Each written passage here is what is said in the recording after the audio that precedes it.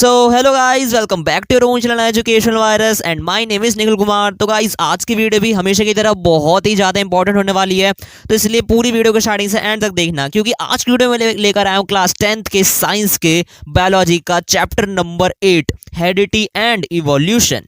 जी हाँ गाइस, आपके पूरी बायो का सबसे लास्ट चैप्टर, इससे पहले कि मैंने पूरी बायो के 3 चैप्टर थे वो पूरे मैंने आपको कवर कर दिया है। नहीं देखा है तो डिस्क्रिप्शन बॉक्स में उसका लिंक पड़ा हुआ है, वहां पर जाके देख लेना।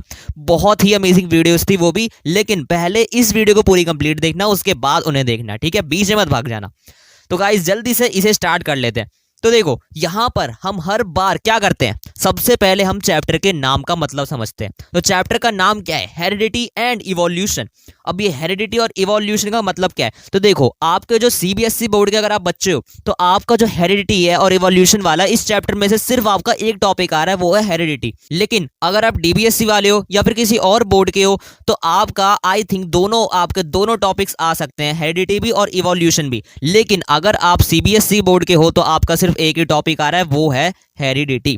ठीक है, तो इस चैप्टर में मैं सिर्फ वही टॉपिक पढ़ाने वाला हूँ, हेरिडिटी। इवोल्यूशन नहीं पढ़ाऊंगा क्योंकि आपके सपोर्ट में सिर्फ हेरिडिटी दे रखी है, तो इसलिए मैं सिर्फ हेरिडिटी ही पढ़ाऊंगा इस वीडियो में। इवोल्यूशन के बारे में नहीं पढ़ाऊंगा। इसके बारे में, इवोल्यूशन के बारे में थोड़ा बहुत ज्यादा नहीं है उसके अंदर चीजें, लेकिन पढ़ना है तो आप यूट्यूब से या फिर और कहीं से आप देख लेना। बाकी हेरिडिटी का मैं पढ़ाऊंगा क्योंकि आपके सपोर्ट में भी हेरिडिटी के ही सारे टॉपिक्स दे रखे हैं। तो सीबीएसई वाले बच्चे, यहाँ इस वीडियो पे अगर आपने ओपन कर दिया इस वीडियो को तो प्लीज पूरी स्टार्टिंग से एंड तक देखना। और चलिएगा, स्टार्ट करते हैं। तो गाइस, यहाँ पर सबसे पहले नाम का मतलब समझते हैं कि हेरिडिटी का मतलब क्या हुआ। तो देखो, हेरिडिटी, ये नाम से समझो, हेरिडिटी, इससे ये पता चल रहा है कि ऐसे कैरेक्टरिस्टिक्स, हेरिडिटी का सिंपल मतलब ये होता है कि ऐसे कैरेक्टरिस्टिक्स जो कि आपके जनरेशन बाय जनरेशन ट्रांसफर होते हैं, वो आपके हेरिडिटी कहलाता है। सिंपल और सोबर, कि आपके पेरेंट से आपके अंदर क्या है, कैरेक्टर्स आए। ठीक है, तो वही जो कैरेक्टरिस्टिक्स जो ट्रांसफर होते जाते हैं ना जनरेशन वाइज जनरेशन, तो वही आपका कहलाता है हेरिडिटी। सबसे सिंपल, सबसे इजी डेफिनेशन मैंने आपको बता दी है। आपके टीचर बेशक इससे थोड़ा सा और कॉम्प्लिकेटेड बता दे, लेकिन वो एग्जाम के पर्पज से बताएंगे आपको। मैं भी यहाँ एग्जाम के पर्पज से ही आपको बता रहा हूँ, लेकिन ये मैं ऐसे डेफिनेशन बता रहा हूँ जो कि आप बिल्कुल ईजिली समझ सके। और बाकी तो आपको तो इतनी इंग्लिश तो आती है कि आप बना के आराम से आंसर लिख के आ जाओगे। ठीक है, तो इसीलिए जितनी चीजें बता रहा हूँ सबको अच्छे तरीके से समझना। और एक बार और कह रहा हूं कि प्लीज नोटबुक और पेन लेकर जरूर बैठना। मैं हर वीडियो में कहता हूं, इस वीडियो में कह रहा हूं, प्लीज लेकर जरूर बैठना नोटबुक और पेन, ताकि जितने भी मैं आपको चीजें बता रहा हूं उसको नोट डाउन करते रहो। नोट्स बनाते रहना हैंड टू हैंड। मेरे को इतना बस कहना है कि नोट्स बनाते रहना। बिना नोट्स बनाए अब आप आए हो वीडियो पे, आपने बस देख लिया, आपने वन शॉट देख लिया 20 मिनट का 30 मिनट का, बस आपने बोला अरे ये तो चैप्टर मेरे को बहुत अच्छा तरीके से आ गया। लेकिन जब आपने इसी चैप्टर को दोबारा रिवाइज करना चाहा 1 हफ्ते बाद 2 हफ्ते बाद, तो आप भूल गए। आपको लगा यार क्या पढ़ा था, मेरे को ध्यान ही नहीं आ रहा, क्या होता है हेरिडिटी, क्या होता है इवोल्यूशन। अरे भाई, जब नोट डाउन नहीं करोगे, लिख के नहीं देखोगे, तो पता कैसे चलेगा? तो इसीलिए अगर आप इस वीडियो को ओपन करके देख लिया तो प्लीज नोट डाउन करते जाना जितने भी चीजें बता रहा हूं मैं। ठीक है, तो जल्दी जल्दी समझ लेते हैं। हेरिडिटी मैंने बता दिया कि ऐसे कैरेक्टरिस्टिक्स जो कि जनरेशन बाय जनरेशन क्या होते हैं, ट्रांसफर होते जाते हैं, वो आपकी कहलाती है, हेरिडिटी कहलाती है। इसके अंदर ज्यादा इंपॉर्टेंट चीजें नहीं है, कुछ इंपॉर्टेंट है वो आपको बता देता हूं मैं। जैसे इसके अंदर एक टॉपिक आता है जेनेटिक्स। अब ये जेनेटिक्स क्या होता है? देखो, इसके अंदर 2 चीजें आती हैं। पहला होता है हेरिडिटी, दूसरा होता है वेरिएशंस। हेरिडिटी मैंने आपको बता दिया कि हेरिडिटी कहते किसे हैं, ये मैंने बता दिया। इसके भी अंदर कुछ आते हैं, इसके टाइप्स मैं बाद में आपको बताऊंगा, लेकिन अभी पढ़ लो ये वेरिएशन क्या होता है। तो अगर आपने मेरे इससे पिछले वीडियो की आपने लेक्चर देखी होगी, रिप्रोडक्शन वाले वीडियो की अगर आपने मेरा लेक्चर देखा होगा, तो उसमें मैंने बताया था वेरिएशन के बारे में कि वेरिएशन होता क्या है। क्योंकि उसके अंदर भी एक टॉपिक आया था कि वेरिएशन क्यों इंपॉर्टेंट होता है हम ह्यूमन बींग्स के लिए या फिर किसी भी ऑर्गेनिज्म के लिए। तो देखो, वेरिएशन का अगर सिंपल मीनिंग में बताऊं तो यहां पर आपको दे रखा है the difference in the characters between the parents and offspring. Variation का मतलब क्या होता है कि देखो, पेरेंट्स और आप, पेरेंट्स से एक न्यू इंडिविजुअल, मतलब आपका और पेरेंट्स के बीच में जो उनके कैरेक्टरिस्टिक्स के बीच का जो डिफरेंस होता है ना, वही कहलाता है वेरिएशन। सिंपल है।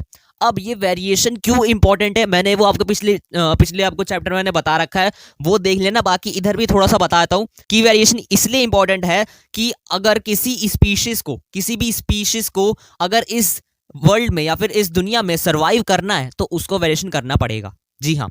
अब जैसे आप ही के जैसे दादा होंगे, परदादा होंगे, वो वेरिएशंस के थ्रू आप आए हो, मतलब उनके बच्चे जैसे आपके पेरेंट्स पैदा हुए होंगे, फिर आपके बच्चे मतलब आपके पेरेंट्स के बच्चे मतलब आप पैदा हुए, फिर आपके भी आने वाले बच्चे पैदा होंगे, तो मतलब आपकी एक स्पीशीज आ रही है कि हाँ आपके परदादाओं से आपके वो एक स्पीशीज बनते हुए आ रही है, एक वेरिएशन हो रहा है। तो उससे ही हम वेरिएशन कहते हैं कि किसी भी स्पीशीज का इस वर्ल्ड में लॉन्ग टाइम सर्वाइव करने के लिए उसे वेरिएशन करना बहुत इंपॉर्टेंट है। और इस वेरिएशन का डेफिनेशन मैंने आपको बता दी है। बाकी एग्जाम के पर्पज से अगर आपको लिख के आना है तो ये डेफिनेशन एक बार जरूर अपने नोटबुक में लिख लेना। अभी लिख लो, वीडियो पॉज करके अभी लिख लो। जरूरी नहीं कि बिल्कुल ही आप मेरे लाइव देखते जा रहे हो, नहीं नहीं नहीं, लाइव तो बना नहीं रहा ना मैं, रिकॉर्डेड वीडियो, तो इसलिए प्लीज पॉज करके इस डेफिनेशन को लिख लो और फिर अब आगे सुन लो कि मैं क्या कहना चाह रहा हूँ। देखो, वेरिएशन के अंदर दो चीजें आती हैं, पहला होता है सोमेटिक, दूसरा होता है जर्मिनल। मैं इतनी स्पीड में इतनी जल्दी जल्दी क्यों बता रहा हूँ, क्योंकि मैं नहीं चाहता कि आपको ज्यादा लॉन्ग वीडियो लगेगी ताकि आप सोचो कि यार आधे घंटे से भैया बोले ही जा रहे हैं और अभी तक चैप्टर खत्म ही नहीं हुआ। तो इसीलिए मैं ये नहीं चाहता कि आपको ज्यादा लंबी वीडियो मैं आपको प्रोवाइड करूं। बस 20 मिनट या 25 मिनट के अंदर मैं चाह रहा हूं कि आपका सारा ये पूरा चैप्टर कवर हो जाए, तो इसलिए मैं थोड़ा सा स्पीड में बोल रहा हूं। तो इसलिए प्लीज थोड़ा सा मेरा भी सहयोग करें, ठीक है। तो यहां पर जान लो वेरिएशन कितने टाइप्स के होते हैं। इसके अंदर दो चीजें आती हैं, पहला होता है सोमेटिक, दूसरा होता है जर्मिनल। अब यहां पर अगर आपको एग्जाम के पर्पज से जानना इन चीजों को, तो ये डेफिनेशन, ये सब पॉइंट्स है ना, इनको लिख लो। ये पॉइंट्स बहुत इंपॉर्टेंट पॉइंट्स हैं, वीडियो पॉज करके लिख लो। लेकिन अभी मेरी बात सुन लो, इन दोनों की मैं डेफिनेशन बता दूं, अपने मुंह से अपने आप से बताता हूं मैं। इसमें तो दे रखा है, बड़े कॉम्प्लेक्स दे रखा है। मैं हर बार कहता हूं कि सपोर्ट में भी आपको कुछ कुछ चीजें बहुत ही अच्छी दी रहती है और कुछ कुछ चीजें आपको इतनी कठिन वाली दे देते हैं, कितनी बेकार दे देते हैं ना कि मतलब बच्चा समझ ही नहीं पाएगा क्या दे रखा है उसमें। तो इसीलिए मैं आपको अपने मुंह से खुद से बता दूं डेफिनेशन क्या होती है, सोमेटिक और जर्मिनल होता क्या है। तो देखो, सोमेटिक सिंपल लैंग्वेज बोलूं तो ऐसे आपके अंदर वेरिएशंस या फिर ऐसे आपके अंदर कुछ बदलाव जो कि आप खुद से लाते हैं। अब मान लो आप जिम जा रहे हो, आप जिम जाके अपने मसल्स बढ़ा रहे हो, बिल्कुल बॉडी शॉडी बना रहे हो, सिक्स पैक्स एब्स बना रहे हो, अपने ट्राइसेप बाइसेप बना रहे हो। तो ये जो आपके जो मसल्स हैं, जो आपकी ये बॉडी है, ये क्या आप पैदा हुए थे तब से ही थी? नहीं, तब से नहीं थी। आपने खुद से अपने बॉडी पे काम करा और आपने खुद अपने अंदर क्या लाया, बदलाव लाया। तो ये होता है सोमेटिक, जो कि हम खुद से अपने अंदर चेंजेस लाते हैं, ठीक है, सोमेटिक में आ जाता है, ठीक है। इसका एग्जांपल भी है यहाँ पर, बोरिंग ऑफ पिन्ना और cutting of tails in dogs. तो ये सब तो बेकार से एग्जांपल है, छोड़ो। बाकी जो मैंने आपको बताया था कि ऐसे चेंजेस जो कि आप खुद से लाते हैं, अपने अंदर लाते हैं, वो आपको कहलाता है सोमेटिक। अब आपने जंक फूड खा खा के अपने आप को मोटा कर लिया, तो ये क्या आप जब से पैदा हुए तब से आप मोटे ही थे क्या? नहीं ना, आपने खुद से जंक फूड खा के अपने आप को मोटा करा, तो ये क्या हुआ, सोमेटिक वेरिएशन हुआ। अब ये जर्मिनल वेरिएशन क्या होता है? जर्मिनल शब्द से समझो, मैंने हर बार कहा है शब्द से ही उस वर्ड की मीनिंग निकालो।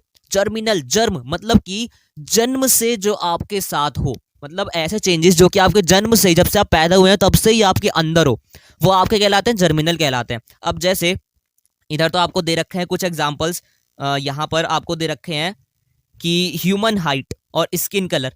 अब ये क्या जन्म से ही तो होते हैं? अब आपकी हाइट कितनी बड़ी है, कितनी छोटी है, ये तो जन्म से ही होगा ना। अगर आपके पेरेंट्स की हाइट छोटी होगी तो आपकी भी हाइट छोटी होगी, अगर आपके पेरेंट्स की हाइट बड़ी होगी तो आपकी भी हाइट बड़ी होगी। हाँ, लेकिन कई कई केसेस में ऐसा नहीं होता है, आपके पेरेंट्स छोटे होते हैं तो आप भी बड़े निकल जाते हैं। वो क्यों होता है? क्योंकि उनके जो आपके पेरेंट्स हैं ना, उनके भी पेरेंट्स, क्या पता उन दोनों में से, उनके माता पिता में से कोई एक की हाइट बड़ी हो, तो इसीलिए वो कैरेक्टरिस्टिक्स ट्रांसफर होते हैं, इसकी वजह से कुछ होता है। बाकी जर्मिनल वेरिएशन में यही होता है कि जो कि आपके बर्थ से ही आपके अंदर होता है, मतलब हाइट हो गया, स्किन कलर हो गया, जिस टाइप के आपके पेरेंट्स होंगे उसी कलर का आपका स्किन भी होगा, ठीक है। जैसे देखे ना फॉरेनर्स में, वो लोग गोरे होते हैं, उनके पेरेंट्स गोरे होते हैं और जो बच्चे होते हैं वो भी गोरे ही होते हैं। ऐसा तो नहीं कि वो गोरे होते हैं उनके बच्चे काले होते हैं, नहीं होता ना ऐसा। तो बस यही होता है आपका जर्मिनल, ये होता है आपका सोमेटिक। बहुत सिंपल लैंग्वेज में बताया। अगर आपको एग्जाम के पर्पज से इसको तैयार करना है तो इन दोनों डेफिनेशन को एक बार जरूर देख लेना। ये पॉइंट वाइज है और पॉइंट में ही आपको लिख के आना एग्जाम में। मैं पहले बता रहा हूँ, पॉइंट में ही लिख के आना, नंबर ज्यादा मिलते हैं पॉइंट्स में लिख के आने के, ठीक है। डेफिनेशन अब लिखना वो पुराना जमाना था कि जहां पर आपको बस डेढ़ पेज, एक पेज भर के आना था 5-5 नंबर में। नहीं, अब के जमाने में ऐसा नहीं होता। अब आपको अगर 5 नंबर का क्वेश्चन है तो उसके लिए आपको मिनिमम 7 से 8 पॉइंट लिख के आ जाएगा ना, तब भी आपको 4, 4.5 तक मिल ही जाएंगे आराम से, बिल्कुल आपके हाथ में आ जाएंगे नंबर्स 4, 4.5 अगर आपने 7-8 पॉइंट लिख दिए तो इसलिए पॉइंट वाइज ट्राई करना कि पॉइंट वाइज ही आंसर सबका दें, ठीक है। तो अब नीचे आ जाओ, यहां दे रखा है हेरिडिटी के अंदर अब क्या क्या चीजें आती है। तो देखो इधर कुछ लॉ दे रखे हैं। अब ये लॉ क्या है इसको मैं आगे बताऊंगा। अभी यहाँ पर मैं इसको बंद कर, अभी यहाँ पर मैं इसको क्लोज कर देता हूँ। इसको आगे बताऊंगा कि आगे इसके बारे में अच्छे तरीके से दे रखा है। तो देखो यहाँ आप नीचे जाएंगे तो नीचे आपको एक और बार दे रखा है वेरिएशन। लेकिन ये वेरिएशन क्या है, ये देखो accumulation of variation during reproduction. अब रिप्रोडक्शन के जो दौरान वेरिएशन होते हैं ना, वो यहाँ पर आपको दे रखा है। इधर डेफिनेशन क्या दे रखी है, appear during reproduction when ever organism multiply. ठीक है, तो यहाँ पर क्या वेरिएशन आपको दो टाइप में बांट दिया गया है। पहला है असेक्सुअली, दूसरा है आपका सेक्सुअली। अब ये सेक्सुअली क्या है ये मैंने आपको बता रखा है इसके पिछले चैप्टर में, हाउ डू ऑर्गेनिज्म रिप्रोड्यूस। मैं बार बार कह रहा हूँ, अगर आपने वो वीडियो नहीं देखी है उसी को अगर आपने देख लिया ना, उस वीडियो को देख लिया, तो उसी के ऊपर के बेस्ड यहाँ आपके हेरिडिटी वाले चैप्टर में सारी चीजें दे रखी है।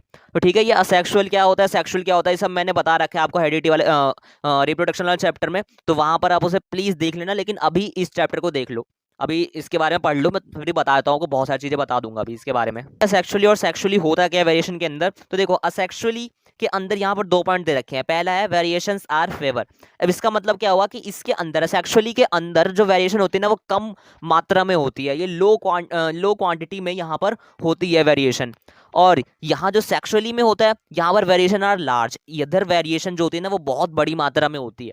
ठीक है, तो ये कैसे होती है, क्यों होती है, इसके पीछे का रीजन मैंने पिछले चैप्टर में बता रखा है, इसलिए मैं बार बार कह रहा हूँ उसको भी देख लेना एक बार जरूर। अगर आपने नहीं देखा है अभी तक तो प्लीज देख लेना लेक्चर, उसको भी डिस्क्रिप्शन बॉक्स में उसका लिंक डाल दूंगा, मैं डाल रखा है, वहां से देख लेना आप। ठीक है, यहाँ पर जो आपको दूसरा पॉइंट दे रखा है असेक्सुअल के अंदर कि occurs due to small inaccuracies in DNA copying. मतलब यहाँ जो डीएनए की कॉपिंग होती है ना वो बहुत कम मात्रा में होती है, इसके वजह से वेरिएशन भी यहाँ पर कम होता है। लेकिन यहाँ जो सेक्सुअली में होता है, यहाँ पर डीएनए की कॉपिंग बहुत ज्यादा मात्रा में होती है, इसीलिए यहाँ पर वेरिएशन भी लार्ज होता है। अब ये क्यों है, क्या कैसे हुआ, ये तो मैंने आपको बता रखा है कि पिछली वीडियो में देख लेना, वहां से अच्छे तरीके से समझ लोगे सेक्सुअली क्या होता है, सेक्सुअली क्या होता है। फिर भी थोड़ा बहुत बता देता हूँ कि जो सेक्सुअली होता है ना, इसमें दोनों पेरेंट्स मौजूद होते हैं, मतलब मेल और फीमेल, इसमें दोनों मौजूद होते हैं। लेकिन जो सेक्सुअली होते हैं इसमें सिर्फ कोई एक ही मौजूद होता है, नहीं तो मेल मौजूद होगा वरना फीमेल प्रेजेंट रहेंगी वहां पे। ठीक है, तो इसीलिए यहाँ पर वेरिएशन का थोड़ा सा शॉर्टेज होता है, और सेक्सुअली में यहाँ पर वेरिएशन लार्ज मात्रा में होता है। ठीक है, मैंने बता दिया आपको थोड़ा बहुत, बाकी और डिटेल में जानना है तो पिछली वीडियो देख लेना, हाउ डू ऑर्गेनिज्म रिप्रोड्यूस।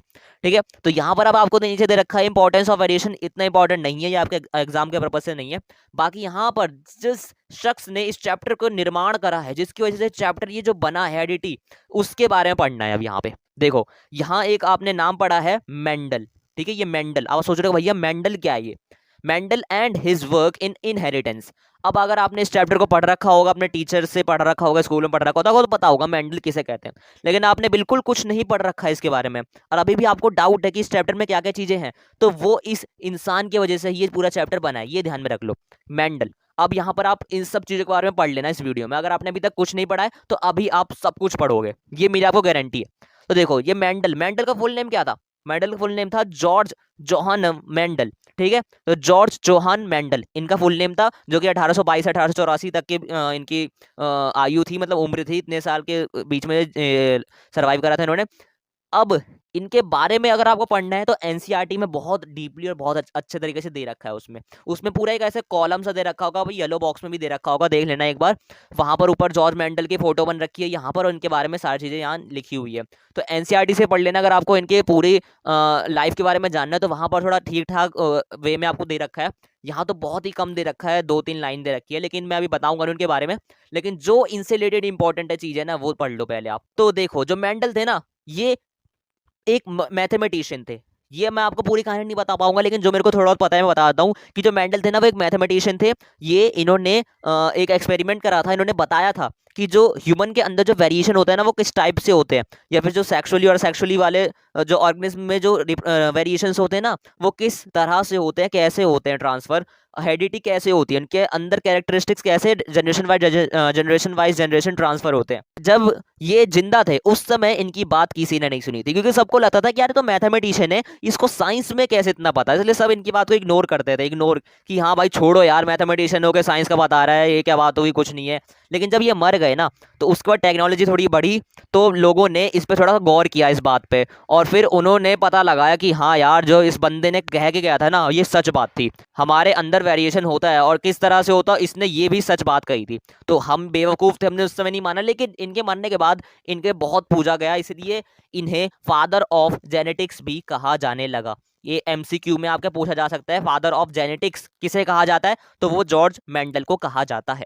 ठीक है, इनके बारे में नीचे दे रखा है प्लांट सिलेक्टेड बाय मेंडल। हाँ देखो ये भी इंपॉर्टेंट है कि मेंडल ने जो अपना एक्सपेरिमेंट करा वो किस चीज के ऊपर करा था, उन्होंने एक प्लांट के ऊपर अपना एक्सपेरिमेंट करा था। अब ये प्लांट के ही ऊपर क्यों करा, ह्यूमन के ऊपर क्यों नहीं करा? तो देखो प्लांट के ऊपर करना ज्यादा सही रहता, ह्यूमन के ऊपर थोड़ा ऐसे कर सकते हैं, लेकिन प्लांट के ऊपर भी करा। और प्लांट कौन सा प्लांट था, वो था पी प्लांट। ठीक है, पी प्लांट बोले तो मटर का जो प्लांट था ना, उसके ऊपर उन्होंने क्या करा, एक्सपेरिमेंट करा। अब यहां पर एक क्वेश्चन बन के आ सकता है कि जो मटर का प्लांट है उसका साइंटिफिक नेम बता दो। अब आपने सोचा कि यार भैया ने तो इतना कुछ बता दिया और मैं अभी भाई एनसीईआरटी पूरी पढ़ के गया, मेरे को तो पता ही नहीं, क्योंकि एनसीईआरटी में आपका इसका साइंटिफिक नेम नहीं दे रखा है। तो आप यही सोचोगे कि यार एनसीईआरटी तो पूरी पढ़ के गया था लेकिन इसका साइंटिफिक नेम मेरे को पता नहीं, और यही दे दिया क्वेश्चन में, कैसे लिखूंगा कैसे लिखूंगा, क्या कुछ नहीं पता मेरे को इसके बारे में। तो यहाँ पर आप अगर आपने सपोर्ट मटेरियल थोड़ा सा भी खोल के देख लिया होता ना, तो आप अभी इस क्वेश्चन को कर जाते। लेकिन कोई बात नहीं, टेंशन लेने वाली बात नहीं है, बोर्ड एग्जाम अभी आने वाले हैं, बहुत टाइम है, 10-12 दिन बचे हैं आई थिंक यहाँ से अभी। तो इसीलिए अभी मैं आपको बताता हूँ कि जो पी प्लांट है ना, उसका जो साइंटिफिक नेम होता है वो होता है पाइजम सटाइवम। यहाँ पर देखो दे रखा है पाइजम सटाइवम, थोड़ा सा अजीब सा नाम है, नोट डाउन कर लो, अभी के अभी नोट डाउन कर लो ताकि याद रहेगा लॉन्ग टाइम तक आपको कि पाइजम सटाइवम इसका साइंटिफिक नेम होता है किसका, पी प्लांट का। और जो बच्चे मेरी मान लो, मैंने अभी तो 2024 के मैं बच्चों के लिए बना रहा हूँ, लेकिन जो बच्चे 2025 में, 26 में, 27 में, 28 में मेरी इस वीडियो को देखेंगे तो उनके लिए भी सब सारी चीज़ें बहुत इंपॉर्टेंट है। और शायद उस समय तक सीबीएसई इवोल्यूशन को भी अपने इस सिलेबस में ऐड कर ले, वो मुझे पता नहीं, लेकिन अभी सीबीएसई वालों के अंदर सीबीएसई वालों ने सिर्फ हेरिडिटी को ही जोड़ रखा है इस चैप्टर से, तो इसलिए हेरिडिटी ही सिर्फ पढ़ाऊंगा मैं, इवोल्यूशन नहीं पढ़ाऊंगा। तो इसीलिए जो बच्चे 2025, 26, 27, 28 में देखेंगे तो उन सब के लिए भी बहुत इंपॉर्टेंट वीडियोस है, ये बहुत इंपॉर्टेंट चीजें हैं। ठीक है, उनके बोर्ड एग्जाम के लिए बहुत इंपॉर्टेंट है। तो ये था किसका, मेंडल ने सिलेक्ट करा था कौन सा प्लांट, पी प्लांट करा था, साइंटिफिक नेम क्या था, पाइजम सटाइवम। ठीक है, स्पेलिंग देख लेना, स्पेलिंग मिस्टेक मत करना। तो ठीक है, यहाँ पर आपका आ गया। अब इसके नीचे यहाँ पर जो पी प्लांट थे ना, उसके 7 कैरेक्टर्स थे, मतलब उसके अंदर 7 तरीके उसकी विशेषताएं थी, या फिर कह लो 7 तरीके उसके अंदर गुण थे। सीड शेप, दूसरा सीड कलर, तीसरा फ्लावर कलर, फिर पॉड कलर, फिर पॉड शेप, ये सब है, फिर फ्लावर पोजिशन, फिर स्टेम हाइट। ठीक है, ये सब चीजें थे, इसके 7 कैरेक्टरिस्टिक्स थे, इनको भी एक बार नोट डाउन कर लेना, इंपॉर्टेंट तो ये भी है, इंपॉर्टेंट तो ये भी है। ठीक है, अब नीचे बढ़ते हैं, ज़्यादा इंपॉर्टेंट नहीं थे वैसे ही, तो इसलिए शॉर्ट में मैंने आपको बता दिया। मेंडल एक्सपेरिमेंट ये सब मैंने आपको बता रखा है। मोनो हाइब्रिड क्रॉस और डाई हाइब्रिड क्रॉस, अब ये क्या है ये बता दो भैया। ये सबसे इंपॉर्टेंट टॉपिक है आई थिंक इस पूरे चैप्टर में, क्योंकि जहां तक मुझे ऐसा लगता है कि इसके ऊपर से आते ही आते हैं क्वेश्चन, आपके क्रॉस के ऊपर ही क्वेश्चन आएगा, और वो भी आपसे पूछेगा किसके, पी प्लांट के किसी कैरेक्टर को दे देगा, बोलेगा इसको क्रॉस करवाओ। तो वो मैं आपको बताता हूँ क्या होता है ये मोनो हाइब्रिड और डाई हाइब्रिड क्या होता है। तो देखो मोनो हाइब्रिड नाम से समझो, मैंने क्या बोला, नाम से ही समझो। मोनो, मोनो मतलब होता है कि एक ही, एक सिंगल, वन। तो इसका मतलब हुआ कि cross between two P plant with one pair of contrasting character is called mono hybrid cross. Simple था कि देखो एक पी प्लांट मतलब 2 पी प्लांट के बीच में आपने क्रॉस करवाया, लेकिन वहां पर सेम कैरेक्टरिस्टिक्स के बीच में क्रॉस करवाया, मतलब आपने अगर आपने एक पी प्लांट का अगर आपने हाइट चूज करा है कि पी प्लांट की हाइट के ऊपर कराएंगे, तो दूसरे का भी आपने हाइट ही चूज करा है, मतलब उधर कैरेक्टरिस्टिक्स सेम रहता है मोनो हाइब्रिड में, मतलब एक ही कैरेक्टरिस्टिक्स रहता है, सेम कैरेक्टरिस्टिक्स रहता है, और उसी के ऊपर क्या कराते हैं, क्रॉस करवाते हैं। जैसे यहाँ पर आपको दे रखा है एक पी प्लांट है जिसके टी है, जिसको कैपिटल टी को कहते हैं हम बिग, या फिर कहते हैं लार्ज, जो कि बड़ा होता है, या टॉल, टॉल कहते हैं, वैसे टी से आपको टॉल कहते हैं, तो कैपिटल टी मतलब टॉल, और ये स्मॉल टी यहाँ पर आपको दे रखा है, ये स्मॉल टी का मतलब होता है डॉर्फ, डॉर्फ यानी कह लो या फिर शॉर्ट कह लो, डॉर्फ या शॉर्ट बात एक ही है। तो स्मॉल टी मतलब डॉर्फ और कैपिटल टी मतलब टॉल। ठीक है, तो यहाँ पर दोनों लिया है, लेकिन ये दोनों एक ही है कि प्लांट के हाइट के ऊपर लिया है। ठीक है, कि प्लांट बड़ा है या छोटा है। अब यहाँ पर इन दोनों के बीच में क्रॉस करवाया, तो क्रॉस करवाने से हमें ये पता चला है कि की क्या दे रखा है कि इसका फिनोटाइप क्या है और जीनोटाइप रेशियो क्या है। अब ये फिनोटाइप और जीनोटाइप क्या होता है भैया ये बता दो। नीचे देखो यहाँ पर डेफिनेशन दे रखी है कि फिनोटाइप क्या होता है, फिजिकल अपीयरेंस की, मतलब वो दिखने में कैसा है, क्या वो टॉल हुआ है क्रॉस करवाने के बाद या फिर शॉर्ट हुआ है। और जीनोटाइप क्या होता है कि उसके जेनेटिक मेकअप कैसा है, कि मतलब वो कैसा है, कि मतलब एक प्लांट टॉल था, फिर एक प्लांट शॉर्ट था, फिर एक प्लांट टॉल था, ऐसे मतलब इसके अंदर जेनेटिक्स, मतलब कि उसके अंदर जो कैरेक्टरिस्टिक्स है वो किस तरह से आगे मतलब ट्रांसफर हुए, तो ये आपका जीनोटाइप बताता है। ठीक है, अब ये कैसे लिखना होता है वो भी आगे अभी बताऊंगा। तो यहाँ पर इसका जो फिनोटाइप है वो है 3:1 और जीनोटाइप है इसका 1:2:1। ठीक है, अभी तक ये समझ लो।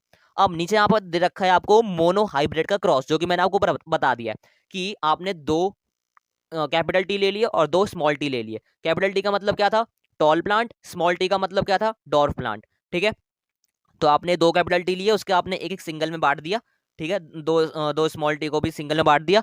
अब अगर आप इन सब का ऐसे ऐसे क्रॉस कराओगे तो एक निकलेगा ये कैपिटल टी स्मॉल टी, फिर इसका इससे कराओगे तो ये भी निकलेगा कैपिटल टी स्मॉल टी, इसका इससे कराओगे तो कैपिटल टी और स्मॉल टी, और फिर इसका इससे कराओगे तब भी आपको कैपिटल टी और स्मॉल टी ही निकलेगा। मतलब जितने भी आप चारों का एक दूसरे से करवाओगे तो आपका एक ही चीज निकलेगा, वो है आपका कैपिटल टी और स्मॉल टी। तो आपने इसको एक ले लिया कैपिटल टी और स्मॉल टी, तो यहाँ पर इससे ये पता चला है कि जो फर्स्ट जनरेशन हुई ना इसकी, उसमें सारे प्लांट्स क्या होंगे, टॉल होंगे, लंबे होंगे।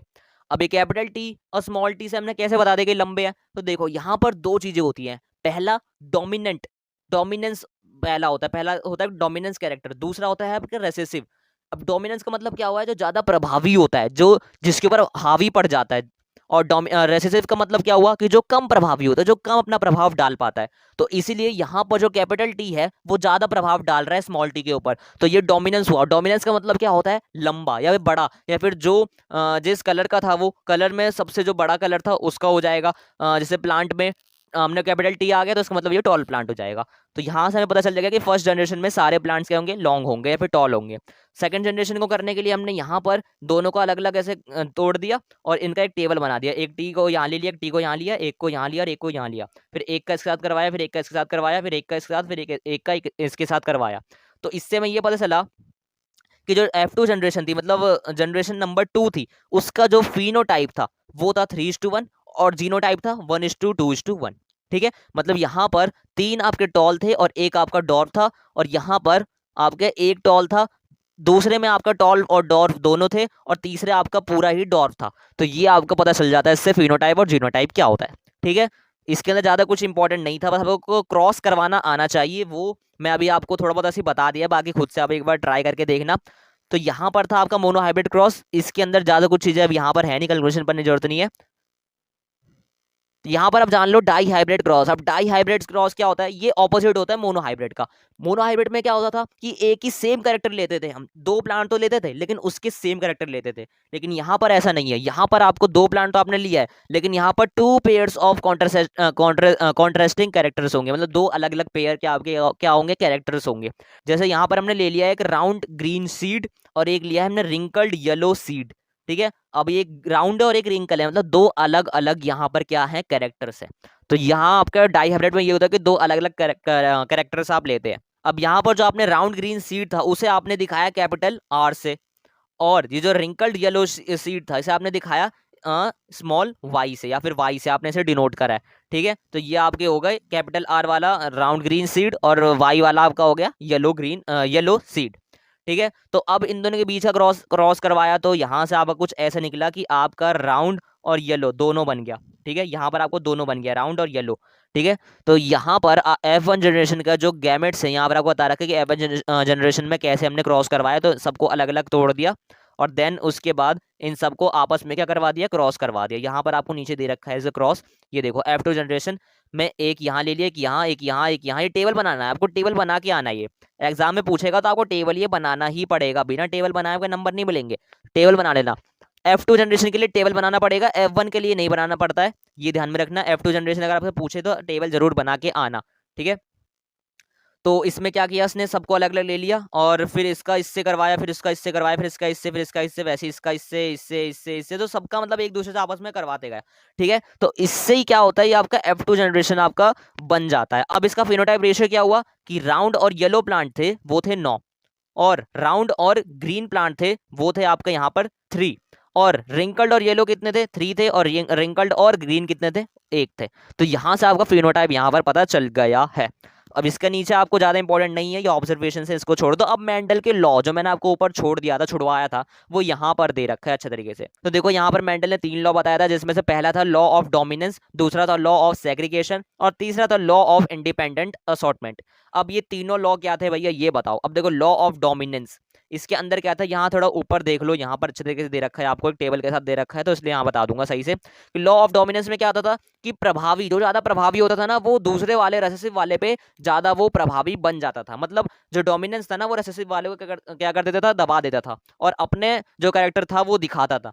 तो इसका मतलब ये था कि डोमिनेंस, लॉ ऑफ डोमिनेंस मतलब जो डोमिनेंस ज्यादा प्रभावी था ना, उसके कैरेक्टर दिखते थे किसके अंदर, उस प्लांट के अंदर। जैसे यहाँ पर आपको फिनोटाइप दे रखा है कि ऑल डोमिनेंट, इसका फिनोटाइप क्या होता था, हमेशा ऑल डोमिनेंट और हेटेरोजाइगस डोमिनेंट होता था। हेटेरोजाइगस और मोनोजाइगस मैंने बता दिया नीचे, यही सेम ही होता है, ठीक है। और law of segregation, law of segregation में क्या होता था, F1 जनरेशन में क्या होता था, सारे डोमिनेंट होते थे और हेटेरोजाइगस डोमिनेंट होता था जीनोटाइप में। और यहाँ पर F2 जनरेशन भी होता था। लॉ ऑफ डोमिनेंस में सिर्फ एक ही जनरेशन होता था, वो होता था F1। और लॉ ऑफ सेग्रीगेशन में दो होते हैं, वो होते हैं F2 जनरेशन भी। तो यहाँ पर जो इसका फिनोटाइप था वो था 3:1 और 1:2:1 इसका क्या था, जीनोटाइप रेशियो था, ठीक है। अब लॉ ऑफ इंडिपेंडेंट असॉर्टमेंट, इसके अंदर भी F1 जनरेशन था, इसके अंदर ये ऑल डोमिनेंट थे और फिनोटाइप इसका ऑल डोमिनेंट था और जीनोटाइप था इसका हेटेरोजाइगस डोमिनेंट। और F2 जनरेशन में था इसका फिनोटाइप 9:3:1 और ये डाई हाइब्रिड रेशियो था, ठीक है। तो ये सब मैंने आपको बता दिया है कि क्या किसे कहते हैं, यही थे लॉ। ज़्यादा इंपॉर्टेंट लॉ नहीं है, पूछा नहीं जाता है, लेकिन यहाँ पर जिस लॉ को आपको ध्यान में रखना है ना, वो है law of dominance. Law of dominance ये सबसे मोस्ट इंपॉर्टेंट लॉ है इस पूरे चैप्टर का। बेशक वो दोनों भी हैं, यहाँ पर वो दोनों भी हैं, लेकिन यहाँ पर जो लॉ ऑफ डोमिनेंस है ना, उसके बारे में पूछा जा सकता है एग्जाम में। उन दोनों के बारे में उतना नहीं पूछेगा, बहुत कम चांसेस है, कि मैंने देखा है पिछले 10-15 साल के पेपर्स को मैंने एनालाइज करा है, तो उन दोनों के लॉ के ऊपर कुछ क्वेश्चन वैसे तो नहीं बन कर आया है। यहाँ तक कि लॉ ऑफ डोमिनेंस भी बहुत ही कम बार पूछा है, लेकिन अगर आएगा भी तो इन लॉ में से तो यही वाला आएगा, ये ज्यादा चांसेस है। मैं कह सकता हूँ 95% यहाँ पर आपका चांसेस है कि अगर कोई सा लॉ पूछे तो वो यही होगा, लॉ ऑफ डोमिनेंस ही होगा। तो सबसे इंपॉर्टेंट लॉ यही है इन तीनों में। अब यहाँ पर तो कुछ ज्यादा इंपॉर्टेंट चीजें नहीं दे रखी है। यहाँ पर जो एक टॉपिक आता है आपका वो होता है सेक्स डिटर्मिनेशन। अब ये सेक्स डिटर्मिनेशन क्या होता है, देखो यहाँ पर मेल्स सॉरी यहाँ पर जो आपके जो ह्यूमन बींग्स होते हैं ना, इसके अंदर सेक्स डिटर्मिनेशन मतलब पता कैसे चलता है कि बच्चा लड़का हुआ है या लड़की हुई है। कैसे करते हैं वो, कुछ इस टाइप से करते हैं, यहाँ पर दे रखा है, देखो। सबसे पहले तो ये जान लो कि जो हमारी ह्यूमन बींग्स की जो बॉडी होती है ना, चाहे वो मेल हो चाहे वो फीमेल हो, उसके अंदर total 22 pairs of chromosomes present रहते हैं। अब ये क्रोमोसोम क्या होता है भैया, ये बताओ। अरे यार तुम्हें नहीं पता है क्या, तुमने 9th में पढ़ तो रखा होगा क्रोमोसोम्स, या अब ये मेरे को बताने की जरूरत नहीं पड़ेगी आई थिंक। अगर नहीं पता है तो प्लीज आप खुद से गूगल पे सर्च कर देख लो, क्योंकि ये बहुत ही बेसिक चीज है, तो आपको पता होनी चाहिए। तो देखो किसी भी ह्यूमन बींग्स के अंदर 22 पेयर ऑफ क्रोमोसोम्स होते हैं, और पेयर मतलब कि एक के अंदर दो होगा, तो इसका मतलब पूरे 44 क्रोमोसोम्स प्रेजेंट रहते हैं एक ह्यूमन बॉडी के अंदर, ठीक है। पूरे 44 क्रोमोसोम प्रेजेंट रहते हैं, जिसके अंदर से 1 पेयर ऑफ क्रोमोसोम आपका सेक्स क्रोमोसोम कहलाता है, जिसकी वजह से पता चलता है कि हाँ वो लड़का हुआ है लड़की हुआ है, ठीक है। उसी की वजह से क्या बच्चे भी पैदा होते हैं, तो वही आपका सेक्स क्रोमोसोम होता है 1 पेयर, जिसे जो कि फीमेल में आपका होता है एक्स और मेल में आपका होता है एक्स और वाई, ठीक है। तो ये आपके होते हैं क्रोमोसोम्स, ये फीमेल में होता है, ये आपका मेल में होता है। यहाँ पर आपको लिख भी रखा है, ये देखो, सेक्स क्रोमोसोम फीमेल के अंदर एक्स और मेल के अंदर एक्स और वाई, ठीक है। अब ये पता कैसे चलेगा कि ये लड़का हुआ है या लड़की हुआ है, कैसे पता चलेगा, तो यहाँ पर भी कुछ नहीं करना, आपको क्रॉस करवा देना है। आपको एक बार मेल का ले लेना है एक्स और वाई, और एक बार फीमेल का ले लो एक्स और एक्स, ठीक है। क्या करवाना है, पहले इसको इससे क्रॉस करा दो तो ये बन जाएगा एक्स और एक्स, फिर इसका इससे करवा दो तो बन जाएगा ये भी एक्स और एक्स, फिर इसका इससे करवा दो तो ये आपका बन जाएगा एक्स और वाई, और फिर इसका इससे करवा दो ये भी आपका बन जाएगा एक्स और वाई। तो देखो यहाँ पर 2 एक्स और एक्स बने और 2 एक्स और वाई बने। तो इसका क्या मतलब हुआ कि यहाँ पर जो बच्चे पैदा की जो प्रोबेबिलिटी होती है वो 50-50% होती है, जो यहाँ आपको दे रखा है। मतलब 50% चांसेस होते हैं कि लड़की होगी, 50% चांसेस होते हैं कि लड़का होगा। तभी कोई डॉक्टर भी नहीं बता पाता है वो बच्चे को जन्म देने से पहले कि क्या आपका लड़का होगा या लड़की होगा। क्यों? क्योंकि उन्हें भी नहीं पता होता, क्योंकि यहाँ पर जो प्रोबेबिलिटी होती है दोनों के 50-50% होती है, इसलिए कुछ नहीं कहा जाता, ठीक है। तो ऐसे करते हैं हम सेक्स डिटर्मिनेशन की, कैसे पता चले कि बच्चा लड़का हुआ है लड़की हुई है, ठीक है। अब यहाँ पर दे रखा है आपका ब्लड ग्रुप के बारे में, ये इतना इंपॉर्टेंट नहीं है, और मेरे ख्याल से ये आपका डिलीटेड है आपके सिलेबस से, ये नहीं पूछा जाता है। अगर सीबीएसई वाले बोर्ड की हो आप तो आई थिंक ये डिलीटेड है आपकी सिलेबस से, बट अगर डीबीएसई वाले बोर्ड की हो या फिर और किसी बोर्ड की हो तो ये भी पढ़ लेना आप खुद से, क्योंकि ये नहीं बताऊंगा, क्योंकि ज़्यादा इंपॉर्टेंट नहीं है, ये आता नहीं है, ये मैंने बहुत कम देखा, ये आया ही नहीं है मेरे हिसाब से। 10-15 साल के मैंने पेपर्स को एनालाइज करा, तो ये तो मैंने क्वेश्चन कहीं देखा ही नहीं है कि ब्लड ग्रुप का आप ऐसा कुछ टेबल बनाओ कि ए क्या होता है, बी क्या है, ए बी क्या है, ओ बी क्या है, ठीक है। ये सब नहीं पूछा जाता है, लेकिन अगर आपको फिर भी प्रिपरेशन करनी है कि हाँ बाय चांस आ गया गलती से तो प्लीज़ इसकी डेफिनेशन और ये टेबल मोस्ट इंपॉर्टेंट टेबल है, इसको देख लेना कैसे बनाते हैं हम, ठीक है। तो ये टेबल देख के चल जाना, यही आपके टेबल एग्जाम में पूछा जाएगा, वरना और कुछ नहीं आएगा इसके ऊपर से, ठीक है। तो और कुछ नहीं था। अब यहाँ पर आपको क्वेश्चंस आ गए हैं, क्वेश्चन प्रैक्टिस आप कर लेना खुद से। डिस्क्रिप्शन बॉक्स में इसके पीडीएफ की लिंक डाल दूंगा मैं, वहाँ से क्वेश्चन प्रैक्टिस कर लेना। बाकी आप पॉज करके स्क्रीनशॉट लेके भी आप खुद से भी ट्राई कर सकते हैं। यहाँ पर मैंने आपको दिखा दिए सारे क्वेश्चंस, पॉज करके देख सकते हो। तो गाइस यहाँ पर ये वीडियो पूरी खत्म हो जाती है। वीडियो अगर आपने यहाँ एंड तक देख लिया है तो इसका मतलब आपको इस साल के बोर्ड में ना कुछ तो करना है, आपको पूरा फोड़ के जाना है, आपको बिल्कुल साइंस में जो है ना डंका बजा देना है। इसीलिए आपने यहाँ तक इस वीडियो को पूरी देख लिया। और इससे पिछले कि मैंने बायोलॉजी के 3 चैप्टर से कंप्लीट करवा दिया है, और उससे भी पहले मैंने केमिस्ट्री के भी सारे चैप्टर कवर करवा दिए, 4 चैप्टर कवर करवा दिए। तो अगर आपने उन सब वीडियोस को नहीं देखा है तो डिस्क्रिप्शन बॉक्स में लिंक पड़ी हुई है भाई, वहां से जाके देख लो, और वरना मेरी प्लेलिस्ट पे विजिट कर लो। प्लेलिस्ट मैंने बना रखा है, क्लास 10th साइंस करके मैंने प्लेलिस्ट बना रखा है, उसमें से मैंने सारी वीडियोस डाल रखी है, तो वो सब देख लेना। और ये आपका लास्ट चैप्टर था बायोलॉजी का, इसके बाद मैं आप फिजिक्स भी तैयारी करूंगा। मेरी यही सोच है कि आपके इस साल के बोर्ड से पहले, जो कि 10 दिन बाद शायद आपका बोर्ड है, तो उससे पहले मैं चाह रहा हूं कि सारे आपके चैप्टर कवर हो जाए, फिजिक्स के भी सारे कवर हो जाए, इसके लिए मैं कोशिश करूंगा। बाकी ये वीडियो से लगी हो तो प्लीज वीडियो को लाइक कर देना, चैनल को सब्सक्राइब कर देना। अगर चैनल पे आप न्यू है तो प्लीज चैनल को सब्सक्राइब कर देना। और मैं हर बार कहता हूं, इस बार भी कहूंगा कि प्लीज अपने भाई बहन जो फ्रेंड्स जो कि आपके 10th क्लास में है, प्लीज उन्हें जरूर शेयर कर देना, ताकि उन लोगों को पता चल सके कि क्या क्या चीजें इंपॉर्टेंट है हमारी पढ़ाई के लिए, ठीक है। तो गाइस अभी के लिए इतना ही, मिलता है वीडियो के साथ। For now tata bye bye and see you soon with the next video.